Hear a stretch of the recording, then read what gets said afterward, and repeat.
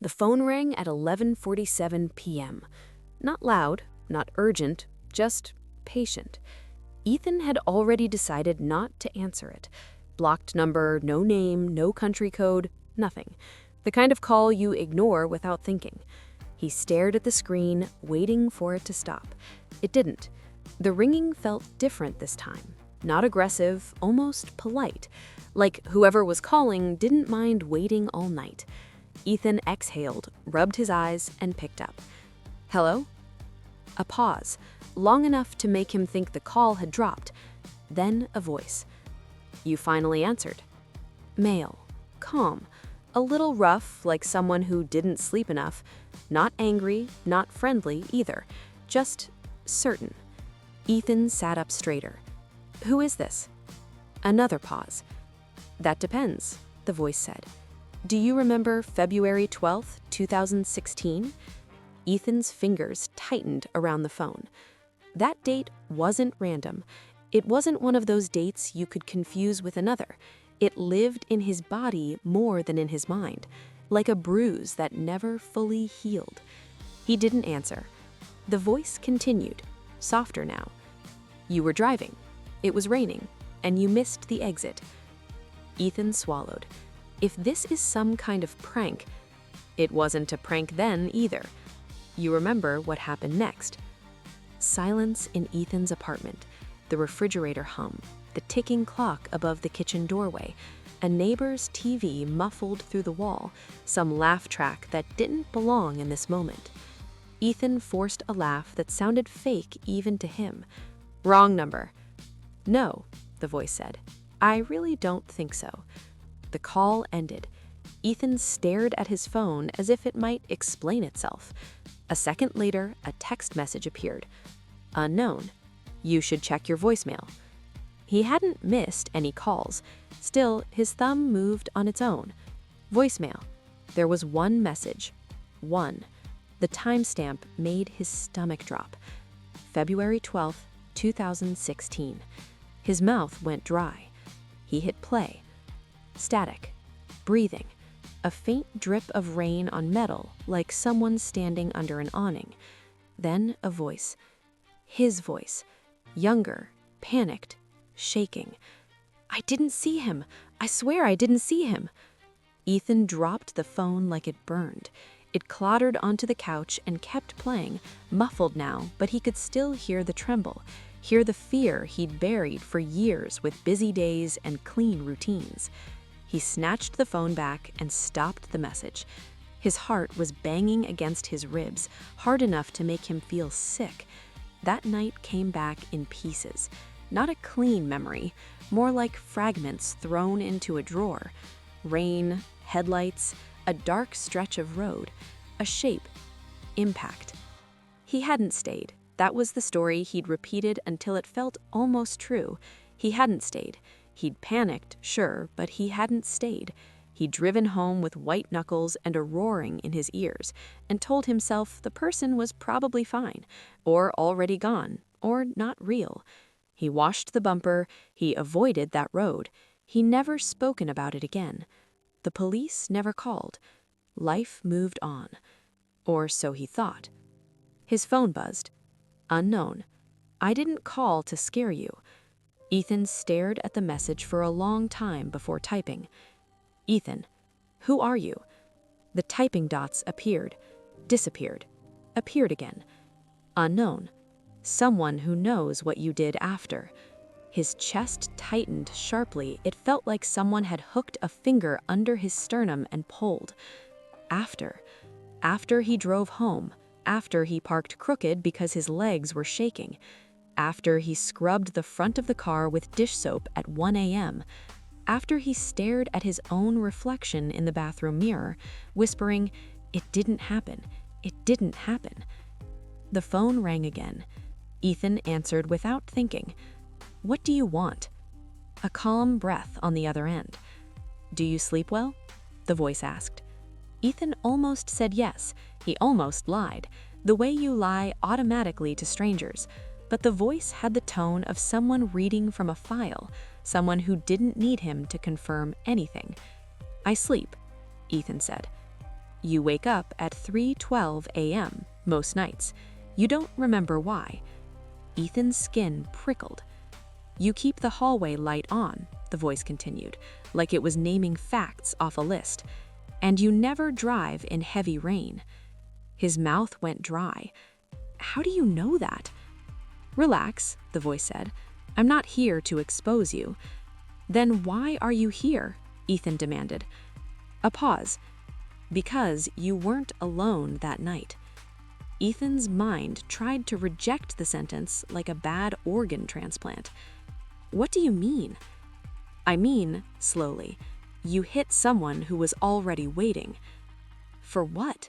Ethan whispered, and hated how small his voice sounded. For you. The line went dead.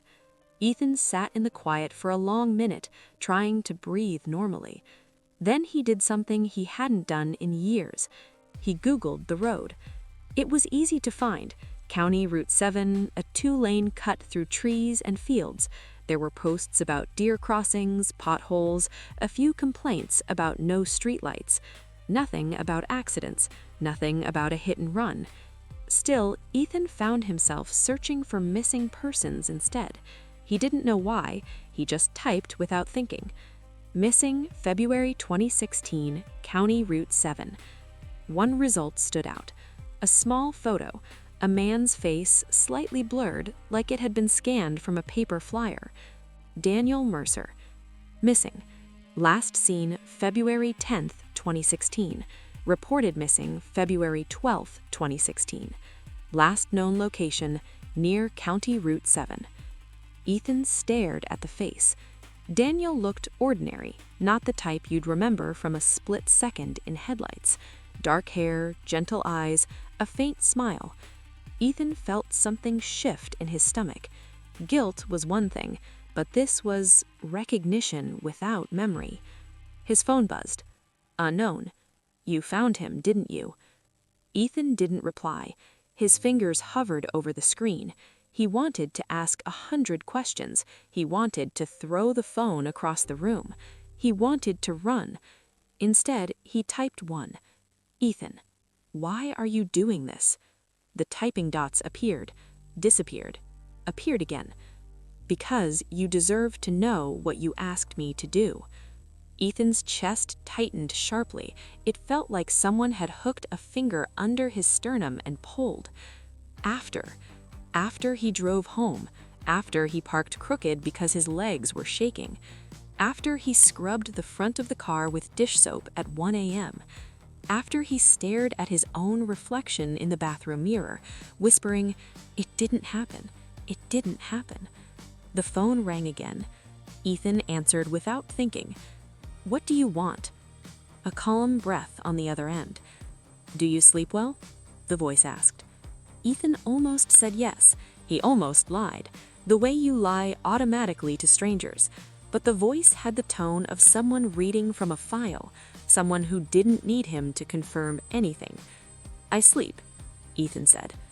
You wake up at 3:12 a.m. most nights. You don't remember why. Ethan's skin prickled. You keep the hallway light on, the voice continued, like it was naming facts off a list. And you never drive in heavy rain. His mouth went dry. How do you know that? Relax, the voice said. I'm not here to expose you. Then why are you here? Ethan demanded. A pause.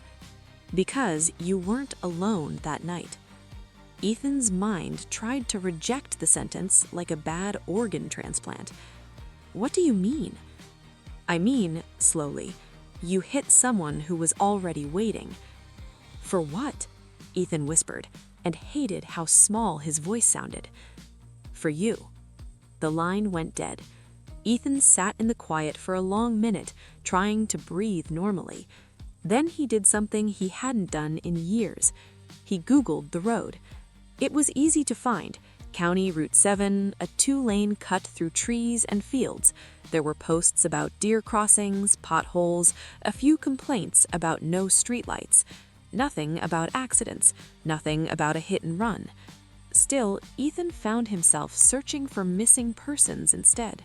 He didn't know why, he just typed without thinking. Missing February 2016, County Route 7. One result stood out. A small photo, a man's face slightly blurred like it had been scanned from a paper flyer.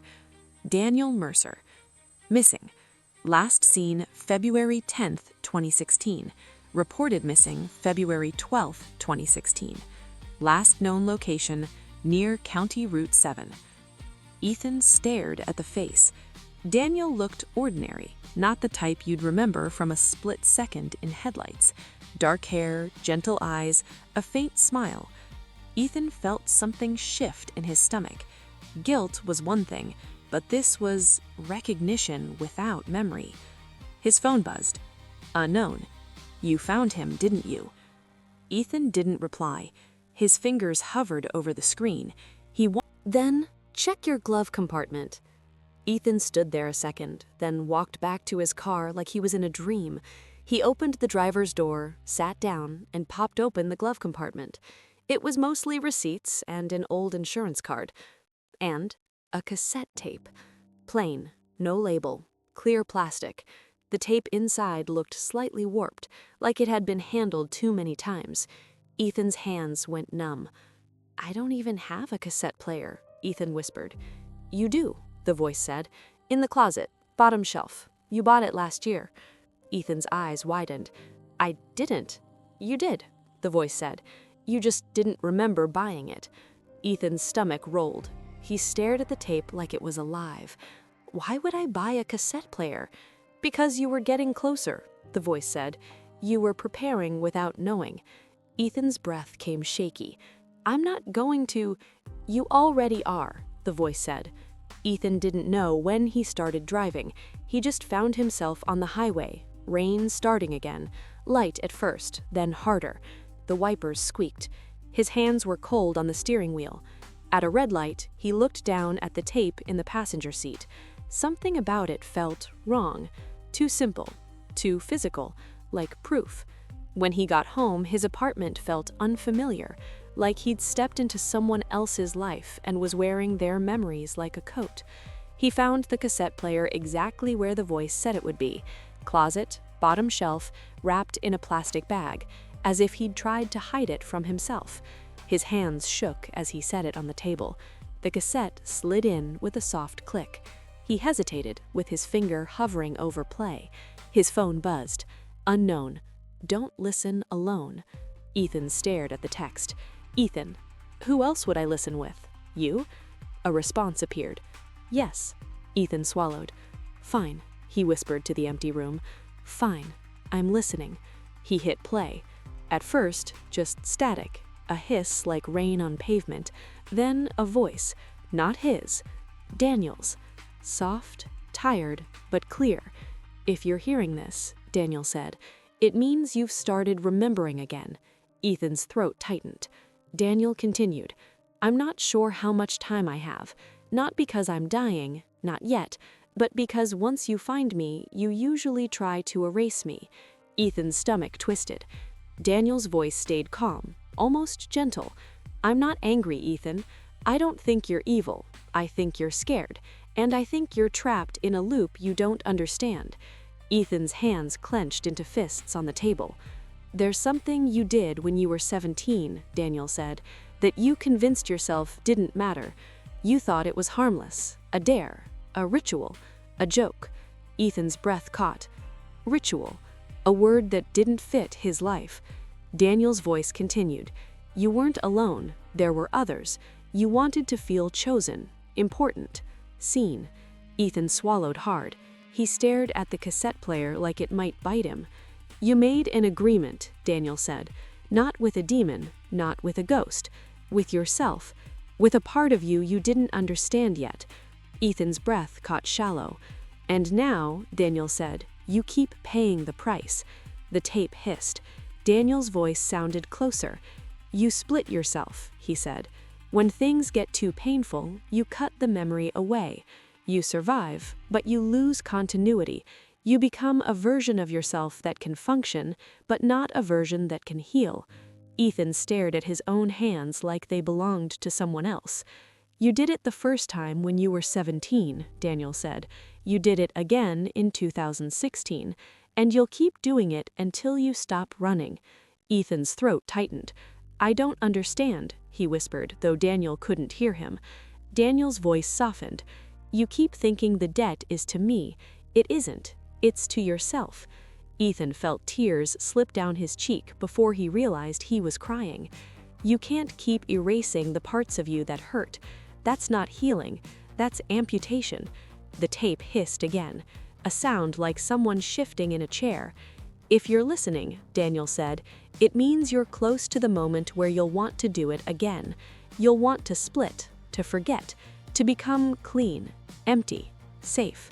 Ethan's breath shook. Don't, Daniel said simply. Ethan looked at his phone. Unknown. Don't. Daniel's voice continued. Ethan, I'm not a stranger. I'm not even your enemy. I'm the messenger you keep trying to kill because you don't like the message. Ethan's stomach turned. The tape cut suddenly.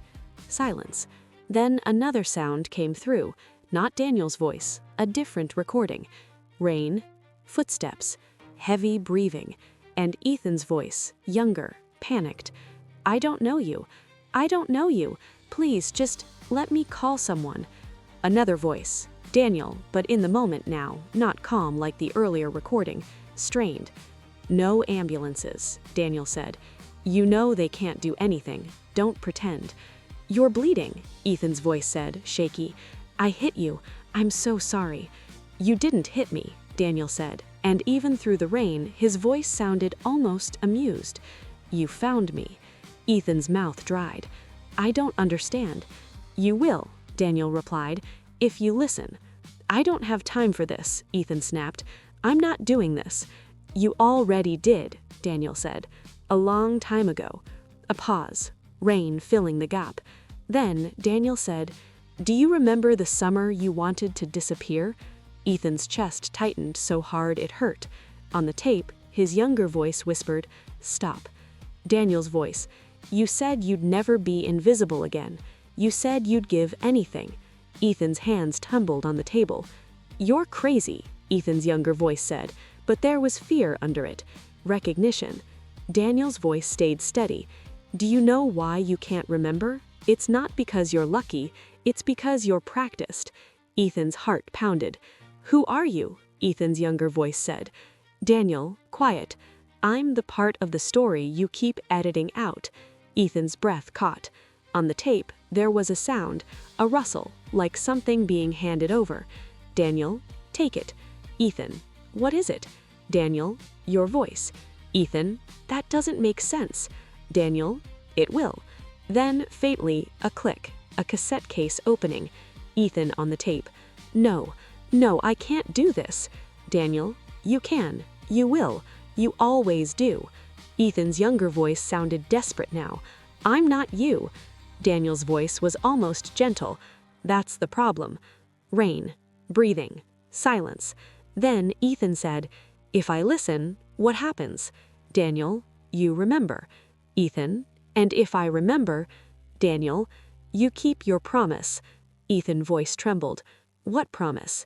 Daniel paused. Stay whole. Ethan's blood ran cold.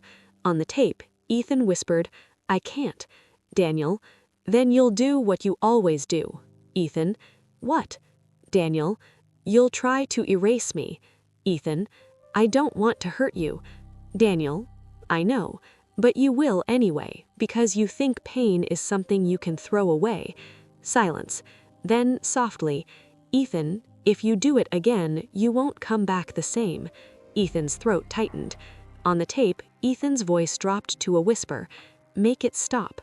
Daniel, you already know how. Ethan, please. Daniel, if you choose that, you choose it fully. No pretending later. Ethan, okay. Rain. Ethan's breathing got faster at his table, mirroring the tape. Then his younger voice said, I'm sorry. Daniel, I know. There was a muffled sound then, like movement, like fabric, like a struggle that wasn't dramatic but real.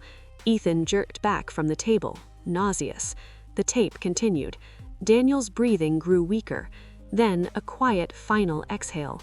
Ethan's younger voice was shaking. I didn't. And then a new voice came in.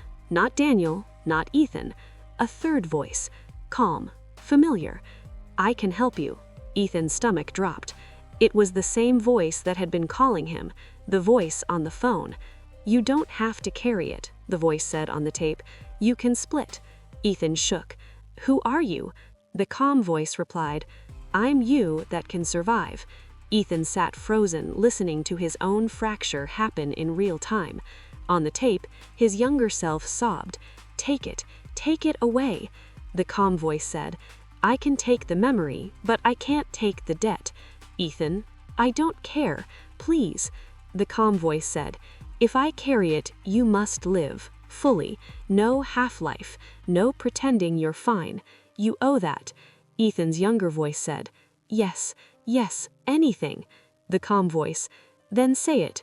Ethan, trembling, I want to forget. The calm voice, and? Ethan, and I want you to stay. The calm voice, I'll stay with the truth. The tape clicked off. Ethan sat there in silence. His hands were shaking so badly he couldn't stand up. His phone buzzed. Unknown. Now you know. Ethan's throat tightened. He whispered, Jesus Christ. The phone rang. He answered, hoarse. You're the voice from the tape. Yes, the voice said. Ethan swallowed. You're me. The voice paused. I'm you that stayed whole. Ethan's eyes stung. I killed him. Silence. Then the voice said, you stopped him breathing. Ethan squeezed his eyes shut. Why did he come? His phone buzzed. Unknown. If you play it, you can't unhear it. Ethan's finger hovered over the cassette player. He swallowed. Then he hit play. At first, teenagers laughing, a radio playing, someone shouting from far away. Then his own voice, younger, cocky and nervous at the same time. Okay, everyone shut up. A girl laughed. Ethan's taking this seriously. A boy said, because he's the one who begged us to do it. Ethan's younger voice snapped, I didn't beg. Someone else, you did. Laughter. Ethan's stomach twisted. His younger self said, just listen, we do it, we say it, we record it. That's the point. A girl, this is dumb. Ethan, then leave. Silence, then more laughter, like they didn't expect him to be serious. His younger voice softened. I'm tired of feeling invisible. The laughter died down. Someone shifted. A boy said, bro. Ethan, I mean it. I'm tired of being nothing, like nobody would even notice if I disappeared. A girl said quietly, Ethan. Ethan's younger voice, so yeah, I want something to change. A pause. Then the boy said, okay, fine, let's do your weird thing. Ethan felt his throat tighten. On the tape, there was a rustle, candles being lit maybe, a match scratch, someone humming to make it less creepy. Ethan's younger voice said, repeat after me. The group, half laughing, repeated. Ethan's younger voice, I want to be remembered. Group, I want to be remembered. Ethan, I want to be seen. Group, I want to be seen. Ethan, I want to trade the empty for something real. Group, I want to trade the empty for something real. Ethan's younger voice took a breath. Then, I will pay the price. The group hesitated. Someone said, wait, what? Ethan snapped, just say it. They did. I will pay the price. Ethan's younger voice, low and intense, and if I can't pay, I will split. The group went quiet. A girl, what does that mean? Ethan, it means I'll survive. Boy, that's not a thing, dude. Ethan, say it. Reluctantly, the group repeated, if I can't pay, I will split. Ethan's younger voice said, we record it so it's real, so I can't pretend later. Someone scoffed, okay, sure. Then faintly, a sound like wind, not from the microphone moving, something else, a low hum. The group went quiet. A girl whispered, do you guys hear that? Someone laughed nervously. Stop. Ethan's younger voice said softly, it's working. Ethan in the present felt sick. On the tape, the hum grew stronger for a moment, then faded. Then the boy said, Okay, we did it. Can we go now? This is creeping me out. Ethan's younger voice replied, Yeah, we're done. A pause. Then, faintly, in the background, a voice that didn't belong to any of them. A calm voice. Adult. It said, I can help you. Ethan's blood ran cold. It was the same voice, the one calling him now. Ethan's younger voice on tape went shaky. Who's there? The calm voice said, You asked to be seen. The tape crackled, breathing. Someone whispered, Is this a prank? The calm voice replied, You asked to trade empty for real. Ethan's younger voice sounded like he was crying. I didn't mean like this. The calm voice, You meant it enough to record it. Silence. Then his younger voice said, What's the price? The calm answered, Memory. Ethan's throat tightened. You can be seen, the calm voice said, but if you can't carry the pain that comes with being real, you will split. Ethan's younger voice whispered, I don't want to split. The calm replied, Then don't run. The tape clicked off. Ethan sat frozen in the storage unit, breathing hard. So I did this, he whispered. I invited you. The voice on the phone was quiet, then said, You created me. Ethan swallowed. I created a part of myself that can hold pain. Yes, the voice said. And Daniel? Ethan asked, voice trembling. Where does Daniel come in? The voice answered softly, Daniel was one of the kids there. Ethan's stomach dropped so hard he felt dizzy. No, Ethan whispered. No, I would remember. You don't, the voice said, because you split the first time. Ethan felt his chest tighten. So Daniel has been trying to remind me for years. Yes, the voice agreed. And in 2016, he found me. He found you, the voice agreed. Ethan stared at the printed photo again. So I killed him to keep forgetting. The voice was quiet. Yes. Ethan's breath came ragged. I'm disgusting, he whispered. You're scared, the voice replied. Don't make it poetic, make it honest. Ethan wiped his face angrily. So what do I do? The voice said, You stop running, Ethan. Ethan's hands trembled. I don't know how. The voice's tone was steady. Start with one thing. Tell someone the truth. Ethan swallowed. If I confess, they'll ask why. They'll ask about this splitting. They'll think I'm insane. The voice replied, You don't have to explain everything. You just have to stop hiding. Ethan's throat tightened. I don't even know where his body is. A pause. Then the voice said, You do. Ethan froze. What? The voice answered softly, You wrote it down. Ethan's hands trembled as he grabbed the notebook again, flipping pages fast, panicking. Papers rustled in the storage unit like nervous birds. He found a page marked with a torn edge, a map sketch, coordinates, a note, under the sycamore, past mile marker 12. Don't look at it, just remember it exists. Ethan's stomach turned. Oh my God, he whispered. The voice on the phone said, You buried him. You didn't want to see what you'd done, so you made it a problem for another Ethan to deal with. Ethan's hands trembled. I can't go there. You can, the voice said. You just don't want to feel it. Ethan squeezed his eyes shut. If I go to the police, I need to take them there. Yes, the voice replied. Ethan's breath shook. I'm terrified. The voice's tone softened. I know. Ethan whispered, Will you keep calling me? A pause. Then, if you try to split again, I'll stop you. Ethan's stomach dropped. How? The voice replied, By not letting you forget. Ethan swallowed. So you'll trap me with it.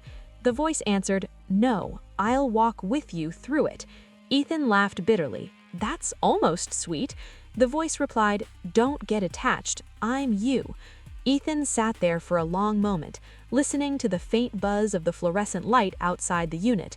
Then he stood. He grabbed the notebook, the map, the tape labeled 2016, and the printed photo. He locked the unit behind him. Rain had started again, heavier now, drumming on the car roof as he drove. He didn't go home. He drove straight to the police station. The parking lot was nearly empty. The building looked the same as always: brick, fluorescent lighting, the boring normality of institutions that handle other people's chaos every day. Ethan sat in his car for a full minute, hands on the wheel, breathing like he'd just run. His phone rang. He answered. The voice said quietly, "If you walk in there, you can't undo it." Ethan swallowed. "I know." The voice paused. "Are you doing this because you want forgiveness?" Ethan's throat tightened. "No," he said honestly. "I don't think I deserve that." "Good," the voice replied. "Do it because you're tired of lying." Ethan's eyes stung. "I am." The voice said, "Then go." Ethan hung up. He walked into the station carrying a shoebox like it weighed 100 pounds. At the front desk, a tired officer looked up. "Can I help you?" Ethan's mouth went dry. He took a breath. "I need to report something," he said. "A crime." The officer's face sharpened slightly. "Okay, what kind of crime?" Ethan's hands trembled. He put the shoebox on the counter. He looked the officer in the eyes. "I hit someone with my car in 2016, he said, "and I didn't report it." The officer's face changed. Not anger, not sympathy, just attention, procedure switching on. "Okay," the officer said carefully. "Let's talk about this. What's your name?" "Ethan Cole," he said, voice shaking. The officer nodded. "All right, Ethan, come sit down." They led him to a small interview room, gave him water, asked to wait. Ethan stared at the shoebox on the table. His phone buzzed. Unknown, stay. Ethan swallowed hard. A detective came in, middle-aged, calm eyes. Not friendly, not cruel, just present. "Ethan," the detective said, sitting down, "I'm going to ask you some questions. If at any point you want a lawyer, you tell me. Understand?" Ethan nodded. His hands were shaking in his lap. "Tell me what happened," Ramirez said.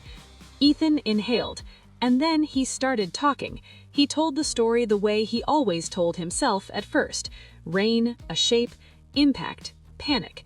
But then he opened the shoebox. He slid the notebook across the table with trembling fingers. Ramirez's eyes flicked down, then back up.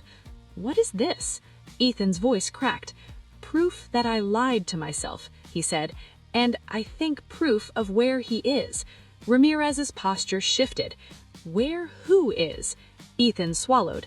"Daniel Mercer." Ramirez went still. "Why do you know that name?" Ramirez asked. Ethan stared at his hands. "Because I killed him," he whispered. Silence filled the room, heavy, not dramatic, just real.